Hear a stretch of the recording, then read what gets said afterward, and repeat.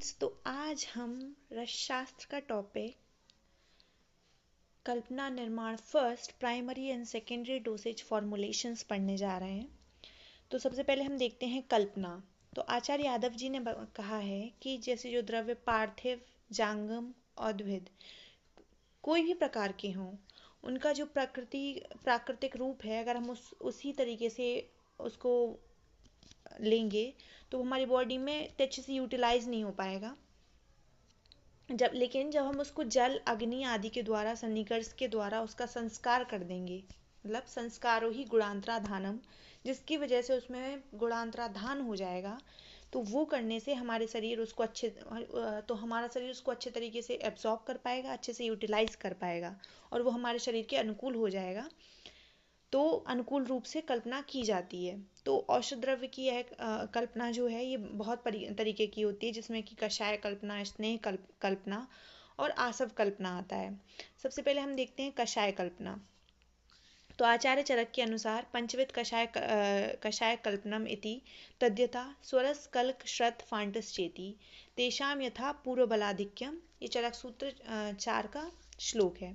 तो अर्थात जो कषाय कल्पनाएं हैं वो बेसिकली 5 प्रकार की होती हैं, जैसे स्वरस, कल्क, श्रत, शीत तथा फांट।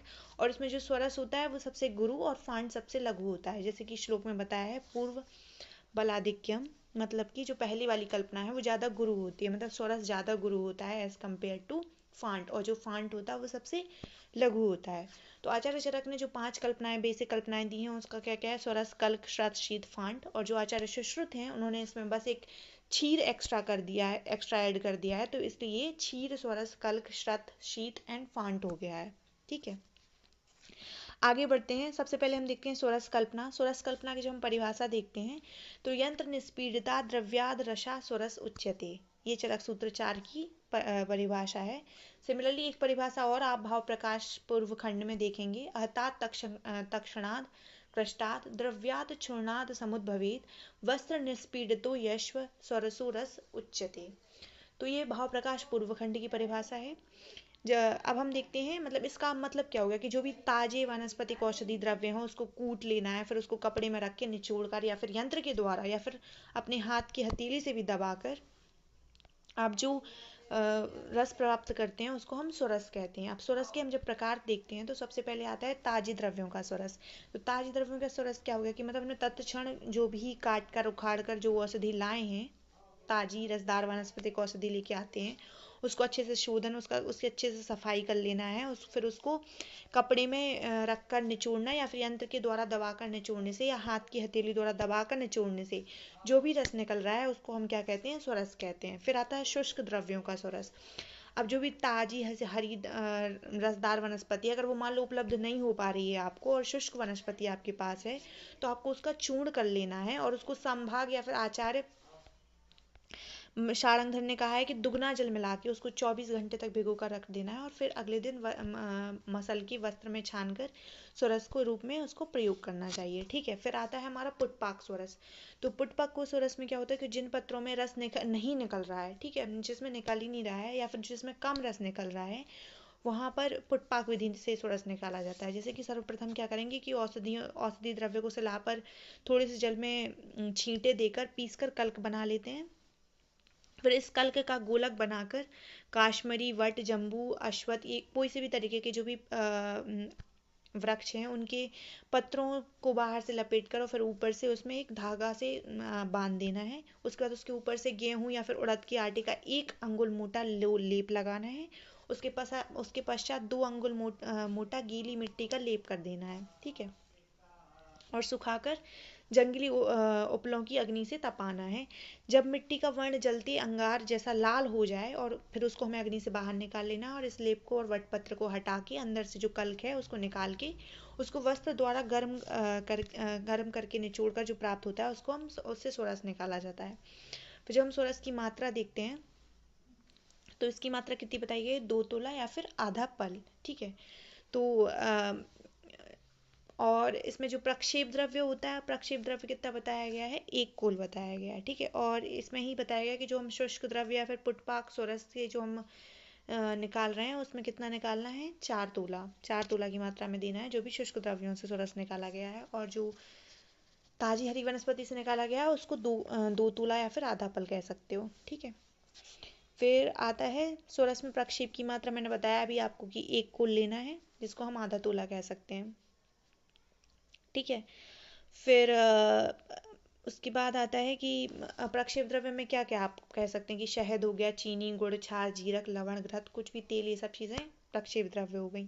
अब हम सोरस देखते हैं और उसका आम एक प्रयोग देखते हैं। जैसे कि हम बात करें अगर धात्री सोरस की, तो धात्री सोरस किस किस में प्रयोग किया जाता है, धात्री मतलब आमल की, आमल क्या करता है, रसायन का काम करता है, तो इसीलिए ये रक्त पित्त काष्ठ है, जो भी प्रमेय ऐसी चीज़ें हो गई, इसमें धात्री सोरस प्रयोग किया जाता है। कुमारी सोरस किस में प्रयोग किया जाता है, प्लीहा वृद्धि में, गुड़िची सोरस कामला में, और दारू हरिद्रा कामला में। इसका सिद्धांत क्या हो गया, कुट्टन या फिर इसमें निष्पीड़न किया जा रहा है, ठीक है। अगर हम कम मात्रा में सोरस निकाल रहे हैं तो उसको हम किससे, जूसर से भी निकाल सकते हैं, और अगर लार्ज स्केल में निकालना है तो जूसर एक्सट्रैक्टर्स होते हैं जो कि फॉर्म्स वगैरह में होते हैं, तो वहाँ पे वो सब चीज़ें प्रयोग किए जाती हैं।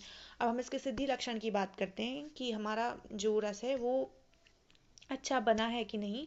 तो जिस द्रव्य का स्वरस जो निकाला जा रहा है, अगर जो हमने रस निकाला है, जो भी हमने स्वरस निकाला है, उसका रस, गंध और वर्ण अगर वो उसी द्रव्य के समान है जिसके द्वारा निकाला गया है, मतलब कि हमारा स्वरस बहुत ही अच्छी क्वालिटी का बना है। अगर हम संरक्षण की बात करते हैं तो स्वरस का प्रयोग निकालने के तुरंत बाद ही कर लेना चाहिए, लेकिन कुछ फलों की स्वरस जैसे कि आम हो गए, इनमें बेंजोइक एसिड या फिर सल्फर डाइऑक्साइड वगैरह को मिलाकर इसको पैकेजिंग करके इसको निर्धारित समय तक संरक्षित किया जाता है। लेकिन माइंडेड सबसे अच्छा कब होता है, जब हम उसको तुरंत प्रयोग कर लेते हैं।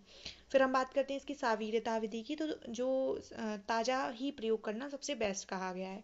मॉडर्न एस्पेक्ट अगर देखते हैं तो आजकल आमल की स्वरस, कुमारी स्वरस आदि विभिन्न प्रकार के फलों की स्वरस बाजार में उपलब्ध हैं। तो जूस को मैसरेशन विधि से प्राप्त किया जाता है। इस विधि से अग्नि या फिर कोई सॉल्वेंट का प्रयोग नहीं करते हैं। जूस को निकालने के पश्चात इन्हें छान लिया जाता है, तत्पश्चात पाश्चराइजेशन करके इसको कंटेनर में भर दिया जाता है। फिर हम बात करते हैं कल्क कल्पना की। कल्क कल्पना की परिभाषा क्या है, या पिंडोरस पिष्टानाम सा कल्कः परिकीर्तिता, ये चरक सूत्र 4 की परिभाषा है। इसमें क्या गया है कि कहा गया है कि पत्थर की शिला पर बारीक पीसे हुए चटनी या फिर लुगदी जैसे औषध द्रव्य को हम कल्क कहते हैं। द्रव्यम आर्द्रम शिला पिष्टम शुष्कम व सजलम भवेत् प्रक्षेप आवाप कल्कास्ते, ये हो गया सारंगधर मध्यम खंड की परिभाषा। तो हरे और जो भी ताजे द्रव्य हैं उनको, अथवा जो शुष्क द्रव्य हैं उनको जल में मिलाकर पत्थर की शिला पर पीसकर जो पिंड या फिर चटनी या फिर लुगदी जैसा बनाया जाता है उसको कल्क कहा जाता है। इसके पर्याय क्या होते हैं, प्रक्षेप और आवाप। कल्क के पर्याय क्या होते हैं, प्रक्षेप और आवाप। एक आप लोगों ने अनुकल्प सुना होगा। अनुकल्प क्या होता है कि जो भी द्विगुण जल डालकर, पहले हम जो भी द्रव्य है उसको द्विगुण जल डालकर उसको रात भर के लिए रख दिया जाता है और फिर उसको उसमें से निकाल के उसमें से स्वरस निकाल लिया जाता है। तो उस जैसे कि इसका एग्जाम्पल क्या है, अनुकल्प का एग्जाम्पल क्या है, ब्राह्मी स्वरस, ये भी आपको याद रखना है, ठीक है। तो हरे एवं ताजे द्रव्य को अथवा शुष्क द्रव्य को जल में मिलाकर पृथ्वी की शिला पर पीसकर जो पिंड चटनी जैसी या फिर लुगदी जैसी बनाई जाती है उसको कल्क कहा जाता है। और इसके हमने पर्याय पढ़ ही लिए हैं, प्रक्षेप और आवाप होते हैं। फिर हम बात करते हैं इसकी निर्माण विधि की।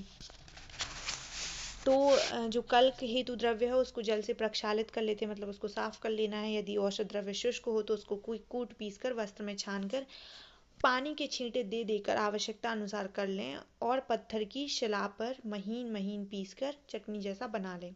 जब हम कल्क की मात्रा की बात करते हैं तो उसको हम 1 कर्च में प्रयोग करते हैं। और जो हम इसका प्रक्षेप द्रव्य क्या क्या कितना कितना प्रयोग करते हैं, मधु घृत तेल 2 तोला में प्रयोग करना है। इसको बेसिकली याद रखो कि जो भी द्रव्यों का, जो भी हमारे दोषों का समन करते हैं जैसे कि मधु घृत और तेल, तो मधु घृत तेल को 2 तोला में प्रयोग करना है, 2 तोला लेना है। और जो गुड़ और चीनी लेना है वो 1 तोला लेना है। और द्रव्य कितना लेना है, 4 तोला, ठीक है। कल की मात्रा कितनी है, 1 कर्श, ये हमने याद कर ही लिया है, ठीक है। कर्श का मतलब सेम ही होता है तोला, तो 12 ग्राम अप्रॉक्सीमेटली वही सेम चीज़ हो गई। कल्क में प्रक्षेप द्रव्य की मात्रा अगर हमने अभी देखी है, वो सब कुछ आपको बता दिया है। अब हम कल्क के प्रयोग के बारे में बात करते हैं। तो कल्क साक्षात औषध के रूप में खाया जाता है, जैसे कि च्यवनप्राश।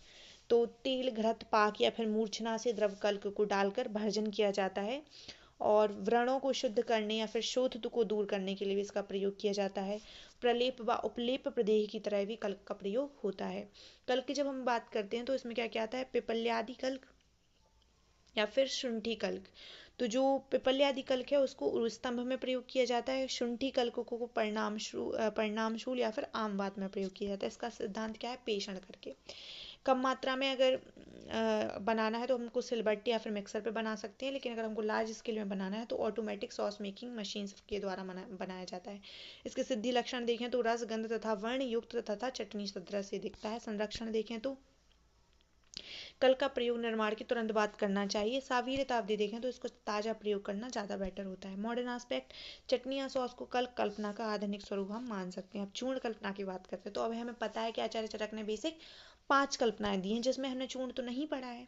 तो चूर्ण किस में आता है, कल्क कषाय में ही चूर्ण को हम मतलब आचार्य चरक ने माना है। तो आप इसको याद रखेंगे कि चूर्ण किसके अंतर्गत आता है, कल्क कषाय के अंदर। ठीक है, तो कल्क कषाय में चूर्ण कल्पना आता है। अब इसकी हम परिभाषा देख लेते हैं। अत्यंत शुष्कम या द्रव्यम सुपिष्टम वस्त्र गालितम तस्य अचूर्ण रजाछोद। ठीक है, तो अत्यंत शुष्क औसत द्रव्य को अच्छी तरह से पीस कर वस्त्र में छान लिया जाए और तो हम उसको क्या कहते हैं, इसको चूर्ण कहते हैं। इसके पर्याय क्या क्या हैं, रज और छोद। और हमने कल की क्या पर्याय पढ़े थे, प्रक्षेप और आवाप, राइट। तो अब हम बात कर रहे हैं चूर्ण कल्पना की। चूर्ण कल्पना की निर्माण विधि अगर देखें तो शुष्क औसत द्रव्य को सर्वप्रथम उलूकल में डालकर मुसली से कूट लें, उसको बारीक स्वच्छ सूती वस्त्र में छान लें। मृदु द्रव्यों को चूर्ण करके पत्थर की शिला पर खरल में पीस कर कठिन द्रव्यों को इमाम दस्ते में कूट कर ही चूर्ण बनाया जा सकता है। इस चूर्ण को कांच की स्वच्छ शीशी में रखकर कॉर्क लगाकर वात निरोधन करके बंद कर दें। ठीक है, अब हम चूर्ण की मात्रा की अगर बात करें तो आचार्य शारंगधर ने बताया कि चूर्ण की मात्रा कितनी बताई थी, 1 कोल आधा कर्श। ठीक है, तो आधा कर्श या फिर 1 कोल आपको याद रखना है। ठीक है, उसके बाद हम इसकी प्रक्षेप द्रव्य की मात्रा को देख लेते हैं। तो जो गुड़ है वो कितना लेना है, संभाग लेना है, सम मात्रा में लेना है। चीनी को दोगुना मात्रा में लेना है, द्विगुण मात्रा में लेना है। शहद और घृत को दुगना लेना है। क्यों, देखो आप समझ लो ना, मतलब बेसिकली क्या है कि चूर्ण शुष्क होगा, ऐसे याद करने के लिए बस बता रही हूँ। जैसे चूर्ण शुष्क होगा तो उसमें शहद और घृत मिला देंगे तो थोड़ा कंसिस्टेंसी उसकी अच्छी हो जाएगी।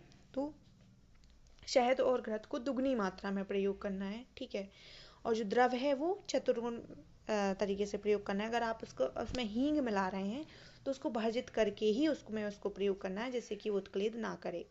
अनुपान की मात्रा देख लेते हैं। तो सहपान रूप में घृत तेल शहद द्विगुण मात्रा में मिलाकर चाटें। ठीक है, और अनुपान रूप में जल, दूध आदि द्रव अगर आप यूज़ कर रहे हैं तो वो चतुर्गुण मात्रा में। भाई मतलब घृत तेल शहद ये कैसे हैं, बहुत ज़्यादा डेंसिटी में हाई होते हैं ना घृत तेल और शहद, तो ये द्विगुण मात्रा में आप मिलाएंगे। और जो मतलब चिकने ज़्यादा होते हैं, आई मीन जैसे घृत तेल शहद जो हो गया ये आप द्विगुण मात्रा में मिलाएंगे। और जल, दूध आदि ये थोड़े पतले होते हैं, तो ये जल, दूध आदि इन सब चीज़ों को अगर आप मिला रहे हैं तो इसको चतुर्गुण मात्रा में मिलाना है। फिर इसमें दोषानुसार अनुपान के भिन्न भिन्न बताए गए हैं कि जैसे वात है तो अगर वात में कितना 3 पल द्रवानुपान प्रयोग करते हैं, पित्त में 2 पल द्रवानुपान और कफ में 1 पल द्रवानुपान। वही कफ को ज़्यादा बढ़ा देगा, इसलिए कफ में कम यूज़ करेंगे और वात में हम ज़्यादा यूज़ करेंगे। ठीक है, फिर चूर्ण के भेद 2 प्रकार के बताए गए हैं, एक औषध चूर्ण या फिर साधारण चूर्ण सिंपल पाउडर, या फिर मिश्र चूर्ण जिसको हम कंपाउंड पाउडर कह देते हैं। फिर चूर्ण के प्रयोग बताए गए हैं। तो प्रयोग शौकर्य या व गुणधान हेतु संस्कारार्थ एक या एकाधिक द्रव्यों को मिलाकर यथा दीपन पाचन में हिंगवाष्टक लवणवास्कर, संशोधन चिकित्सा में हम त्रिफला का प्रयोग करते हैं। विभिन्न व्याधियों में दोष शमन हेतु भी किया जाता है, जैसे कि ज्वरहर, अतिसारहर, वेदना हर आदि इन सब चीज़ों में। फिर द्रव्यों के गुण व वीर्यों को शक्तिशाली बनाने के लिए भी इसका प्रयोग किया जाता है। नस्य हेतु इसका प्रयोग किया जाता है। रोगोपशमन हेतु द्रव लाभकारी ना हो तो अनेक द्रव मिलाकर एकत्र चूर्ण करने से तत्काल रोगोपशमन करते हैं। ठीक है, फिर इसका हम सिद्धांत देख लेते हैं। इसमें क्या हम पेषण और गालन कर रहे हैं। अगर कम मात्रा में चूर्ण बनाना है तो उलूखल यंत्र द्वारा बना लेंगे, और लार्ज मात्रा में बनाना है तो पल्वराइजर या फिर डिसइंटीग्रेटर के थ्रू बना लेंगे। ठीक है, संरक्षण विधि अगर हम देखें तो चूर्ण को एयर टाइट कंटेनर में रखना चाहिए, जिससे कि वो मॉइस्चर को एब्जॉर्ब ना करे, जिससे कि इस पर वातावरण का प्रभाव ना पड़ सके और ये ज़्यादा समय तक उपयोगी रह सके। इसकी सावीरता विधि देखें तो 2 माह तक। ड्रग एंड कॉस्मेटिक रूल्स 1945 में 2 साल कहा गया है। जो ड्रग एंड कॉस्मेटिक रूल्स है उसमें 2 महीने तक इसकी सावीरता विधि बताई गई है, आपको ये याद रखना है। ठीक है, चूर्ण में भावना द्रव्य कितना देते हैं, आपको ये चीज़ एक याद रखना है। तो सम्यक चूर्णम सर्वम प्लुतम भवेत, ये आपको याद रखना है। मतलब कि उसमें उतना भावना द्रव्य देना है जितने कि में पूरा का पूरा जो चूर्ण है वो अच्छी से डूब जाए। ठीक है, तो सम्यक चूर्णम सर्वम प्लुतम भवेत, इतना क्या देना है, चूर्ण में भावना द्रव्य देना है। मॉडर्न एस्पेक्ट से देखें तो आजकल डिसइंटीग्रेटर, पल्वराइजर, माइक्रो पल्वराइजर, ये सब आदि मशीनों से चूर्ण शीघ्रता से या फिर बहुतायत में बनाया जाता है। छानने के लिए भी विभिन्न नंबर की चल्लियाँ आती हैं, और ग्राइंडिंग मशीन्स वगैरह भी उपलब्ध हैं। ठीक है, फिर अब हम बात करते हैं क्वाथ कल्पना की। वहिनो तो कुथतम द्रव्यम श्रुतम आहु चिकित्सका। ठीक है, तो ये चरक सूत्र में इसकी ये डेफिनेशन दी गई है, परिभाषा दी गई है। तो किसी भी द्रव्य को जल के साथ अग्नि पर उबालकर जो काढ़ा बनाया जाता है उसको उसको हम क्या कहते हैं, क्वाथ कहते हैं। इसके पर्याय क्या क्या हैं, श्रत, कषाय, निर्यूह। ठीक है, श्रत, कषाय, निर्यूह, आपको याद रखना है। श्रत, कषाय और निर्यूह क्या है, इसके पर्याय हैं। तो श्रत, कषाय, निर्यूह क्वाथ के पर्याय हैं। कल के क्या क्या थे, प्रक्षेप और आवाप। चूर्ण के क्या क्या थे, रज और छोद। क्वाथ के क्या क्या हैं, श्रत, क्वाथ, कषाय, निर्यूह। ठीक है, इसकी मात्रा कितनी प्रयोग की जाती है, 4 तोला। ठीक है, किसी द्रव्य को जल के साथ अग्नि पर उबालकर जो काढ़ा बनाया जाता है उसको हम क्वाथ कल्पना में कहते हैं। तो औषध द्रव्य आर्द्र और ताज़ा हो तो उसे धोकर साफ कर लें, और शुष्क को यवकुट करके 16 गुणा जल मिलाकर मिट्टी के बर्तन में डालकर मंद मंद अग्नि पर उबालें। जब पकते पकते अष्टांश शेष रहे तो उतार कर छान लें। यही क्वाथ कल्पना है। क्वाथ कल्पना का बेसिकली तुम क्या समझ सकते हो, चाय से। ठीक है, तो क्या करना है कि औसत द्रव्य को आर्द्र या फिर ताज़ा लेना है, उसको धो के साफ कर लेना है, उसको यवकुट कर लेना है। यवकुट का मतलब तो समझते हो ना, मतलब कि इतना कूट देना है कि वो यव के साइज का हो जाए। यव मतलब जौ। तो 16 गुण जल मिलाकर उसमें मिट्टी के बर्तन में डाल के मंद मंद अग्नि पर उसको उबालना है। जब पकते पकते 16 गुना जल से मतलब कि अष्टांश शेष रह जाए तब उसको उतार कर छान लें। यही क्वाथ कल्पना कहलाती है। ठीक है, फिर जल की मात्रा आचार्य सारंगधर ने 16 गुना जल मिलाकर और उसको अष्टांश शेष मतलब कि पूर्ण पाक, अधिकांश आचार्य चतुर्थांश शेष मतलब लघु पाक बताते हैं, लेकिन उन्होंने बताया कि अगर अष्टमांश शेष पूर्ण पाक। ठीक है, फिर द्रव्य संघात अनुसार जल की मात्रा, तो अगर हम मृदु द्रव्य ले रहे हैं तो उसमें चतुर्गुण जल लेंगे। ठीक है, 4 गुना जल लेंगे। इसको चलो अभी हम देखते हैं। फिर आपने इसके ये तो सब देख ही लिया है। अब हम जल की मात्रा की बात कर रहे थे, तो देखो जल प्रमाण को आप ऐसे देख सकते हैं कि अगर हम मृदु, मध्यम और कठिन इस तरीके से अगर देख रहे हैं कि द्रव्य मृदु है, मध्यम है और कठिन है, तो अगर मृदु होगा द्रव्य तो उसमें कम पानी की ज़रूरत पड़ेगी, मतलब 4 गुना पानी की ज़रूरत पड़ेगी। अगर मध्यम होगा तो उसमें 8 गुना, और जो कठिन होगा उसमें 16 गुना पानी की ज़रूरत पड़ेगी। इसी तरीके से मात्रा के हिसाब से भी बताया गया है। ठीक है, मतलब कि अगर 4 तोला से कम द्रव्य है, ठीक है, तो उसमें ज़्यादा पानी मिलाएंगे, 16 गुना पानी मिलाएंगे। ठीक है, क्योंकि वही ना, हमें उसका मैक्सिमम उसमें से जो भी उसके अल्केलॉइड्स वगैरह हैं वो निकालना है। तो अगर 4 तोला कम द्रव्य है तो उसमें हम ज़्यादा पानी मिला के ट्राई करेंगे कि उसके मैक्सिमम अल्केलॉइड्स को बाहर निकाल पाए। तो 4 तोला में 16 गुना पानी मिलाएंगे। 5 से 16 तोला अगर है तो उसमें 8 गुना पानी मिलाएंगे।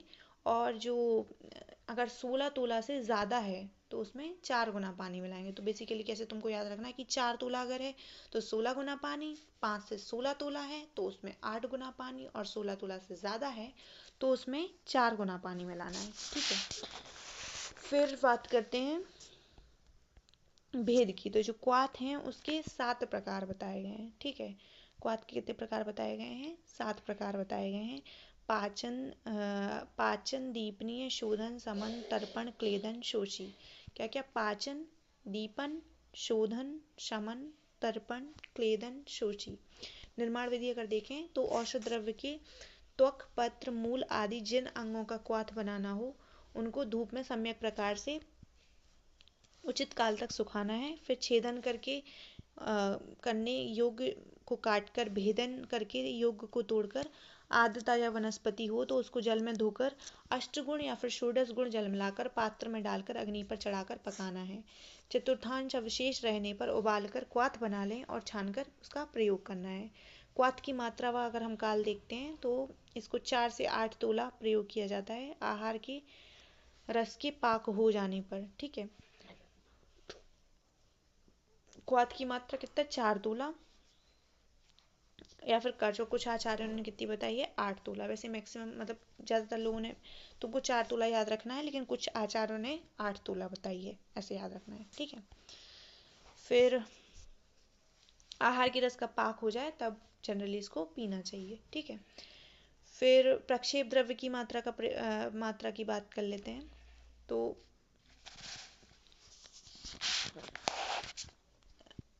चीनी, मधु, ठीक है, दो तरीके से चीनी को थोड़ा इधर और एडजस्ट करना चाहिए था। देखो, चीनी और मधु, तो अगर वात रोग है तो वात रोग में क्या मधु क्या करता है? वात को बढ़ाता है, तो इसलिए हम इसको कम प्रयोग करेंगे, कि मतलब कि षोडश अंश में मधु प्रयोग करेंगे वात रोग में। और क्वाथ के चतुर्थांश में हम क्या यूज करेंगे? चीनी प्रयोग करेंगे। ठीक है, चीनी क्या है? मधुर है, तो वात के लिए तो अच्छा होगा। तो इसलिए जो वात रोग में अगर हम प्रयोग कर रहे हैं तो चतुर्थांश चीनी प्रयोग करेंगे और षोडशांश मधु प्रयोग करेंगे।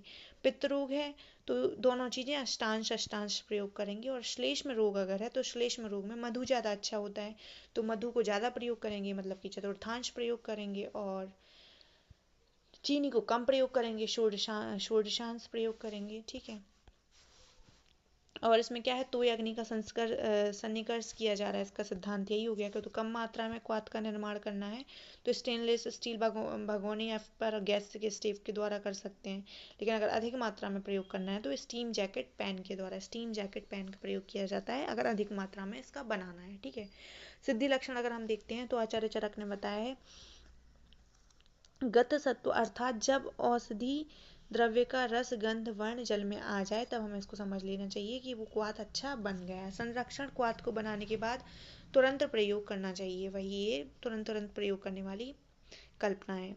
किसावीरता विधि देखें तो क्वाथ चूर्ण कितना? 2 साल तक, और प्रवाही क्वाथ 3 साल तक। क्वाथ चूर्ण 2 साल तक प्रयोग करते हैं और प्रवाही क्वाथ 3 साल तक। और क्वाथ का प्रयोग किस किस चीज में किया जाता है? अवगाहन हो सकता है, परिसेचन, व्रण प्रक्षालन, या फिर आशव अरिष्ट वगैरह के निर्माणार्थ, इन सब चीजों में भी प्रयोग किया जा सकता है। ठीक है, अगर आप इसमें देखो, हम ये वाले प्रक्षेप द्रव्य तो आप देख चुके थे कि चीनी और मधु को कितना कितना मिलाना है। साथ ही अगर आपको याद रखना पड़ेगा कि क्वाथ में अगर आप जीरा, हींग, शिलाजतु, नमक, त्रिकटु, गुगलू ये सब मिला रहे हैं तो उसको 1 शाण की मात्रा में मिलाते हैं, मतलब कि 24 रत्ती। ठीक है, वही इसमें अगर हम क्वाथ में अगर जीरा, फिर से आप सुन लीजिए, जीरा, हींग, शिलाजतु, नमक, त्रिकटु और गुगलू, अगर हम इसको मिला रहे हैं तो इसको हमें 1 शाण की मात्रा में मिलाना है। 1 शाण का मतलब कितना होता है? 24 रत्ती की मात्रा में मिलाना है। वहीं अगर हम इसमें दूध, गुड़, घृत, तेल, गौमूत्र, कुछ भी ये द्रव वाला पदार्थ मिला रहे हैं तो उसमें 1 तोला की मात्रा में मिलाना है। ठीक है, अब आगे बढ़ते हैं। प्रमथ्या, प्रमथ्या क्या होता है? यह क्वाथ कल्पना का ही प्रकार है। सबसे पहले तो यही याद रखना है कि हमने 5 बेसिक कल्पनाएं पढ़ी हैं, उसमें प्रमथ्या नहीं पढ़ा है। तो प्रमथ्या किसके अंदर आता है? क्वाथ के अंतर्गत आता है। तो यह एक क्वाथ कल्पना का ही एक प्रकार है। निर्माण विधि विशेष होने से इसको प्रमथ्या कहा जाता है। ठीक है, तो सबसे पहले इसकी परिभाषा या फिर निर्माण विधि देख लो। तो हमें इसमें एक पल द्रव्य को पीस के कल्क बना लेना है। सबसे पहले क्या करना है कि एक पल द्रव्य लेना है, उसको पीस के कल्क बनाना है। उसके पश्चात उसमें 8 गुना उसका क्वाथ बनाना है। जब वो चतुर्थांश अवशिष्ट रह जाए तब उसको छान लेना है। तो उसी को हम क्या कहते हैं? प्रमथ्या कहते हैं। और इसको हमें किसमें? मृदु अग्नि पर क्वाथ करना है। ठीक है, मतलब कि जब ये 1/4 शेष रह जाए तब हमें इसको उतार के छान लेना है, मतलब कि 2 पल शेष रहने पे, ठीक है। तो इसमें मात्राएं ज़्यादा इंपॉर्टेंट हैं कि हमने कल्क बनाया पहले, फिर उसमें हमने 8 अष्टगुण जल मिलाया है, मतलब कि 8 पल उसमें जल मिलाया है, और उसको चतुर्थांश शेष रहने तक, मतलब कि 2 पल शेष रहने पर उसको उतार कर छान लिया है। तो इसमें आपको मात्राओं का ध्यान रखना है। फिर हम मात्रा की जब हम बात करते हैं तो इसमें इसका कितना प्रयोग किया जाता है, 2 पल इसका प्रयोग किया जाता है। सिद्धांत देखें तो तोय अग्नि सन्निकर्ष, तोय और अग्नि सन्निकर्ष प्रमाण के प्रमथ्या के निर्माण हेतु स्टेनलेस स्टील भगोना वगैरह आप कुछ भी ऐसे इसका प्रयोग कर सकते हैं। सिद्धि लक्षण क्या है, द्रव्य के अनुसार इसमें गंध, वर्ण और रस की उत्पत्ति हो जाए। संरक्षण और सवीरता विधि ताजा ही प्रयोग करते हैं, ठीक है। तो इसमें क्या कृतयुष जो प्रमथ्या और क्वाथ में अब हम डिफरेंस देख लेते हैं, ठीक है। सबसे पहले आप इसकी मात्रा भी देख लीजिए। मात्रा हमने अभी देख ली, 2 पल में प्रयोग करते हैं, जिसको हम 8 तोला कह सकते हैं, ठीक है। तो जैसे जो भी आपको ये एक चीज़ इसमें याद रखनी है कि जो नागरमोथा, खस, वेलगिरी, सुंठी, धनिया, इनका क्वाथ बनाना है। ये मध्यम रूप से बड़े हुए दोषों में दीपन पाचन औषधि में युक्त क्वाथ देते हैं, ठीक है। अगर हमारे मध्यम रूप से अगर दोष बड़े हुए हैं तो उसमें 2 दीपन पाचन औषधियों से युक्त क्वाथ को देना चाहिए। दीपन पाचन में क्या आ गया, यही नागरमोथा, खस, वेलगिरी, सुंठी, धनिया, क्वाथ, इन सब चीज़ों को, ठीक है। फिर अब बात करते हैं, यहाँ पे हम दोनों में डिफरेंस देख रहे थे, प्रमथ्या और क्वाथ में। तो प्रमथ्या क्या होता है, कृतयुष होता है, और ये क्या होता है, अकृतयुष। क्वाथ क्या होता है, अकृतयुष। तो और इसमें ये दोषों की मध्यम अवस्था में प्रयोग किया जाता है और दोषों की ये भिन्न भिन्न अवस्थाओं में प्रयोग करते हैं। ये क्या है, पथ्य कल्पना है, ये मुख्य औषध कल्पना है। इसमें दीपन पाचन कषाय के रूप में इसको प्रयोग करते हैं, और इसका प्रयोग संशमन, संशोधन, दीपन पाचन आदि विभिन्न प्रयोजनों में किया जाता है, ठीक है। कृतयुष और अकृतयुष से आप क्या समझ सकते हैं, मतलब कृतयुष मतलब कि जिसमें छौंक लगाया जा रहा है, और अकृतयुष मतलब कि जिसमें छौंक नहीं लग रहा है, वही जीरा तेल वगैरह से, ओके। फिर औसत सिद्ध पानीय, ठीक है। तो औसत सिद्ध पानीय में क्या आता है कि निर्माण विधि क्या है, किसी भी औसत द्रव्य को कूटकर उसमें 50 ग्राम मात्रा में 64 गुना जल को डाल के पकाना है। जब उबलते उबलते वो आधा शेष रह जाए, लगभग बच जाए, तो उतार कर स्वच्छ वस्त्र से छान लेना है। इसका प्रयोग इसमें पीने में या फिर भात पेय आदि में प्रयोग में करते हैं। चलो, थैंक यू फ्रेंड्स। अब इससे आगे हम नेक्स्ट लेक्चर में देखते हैं।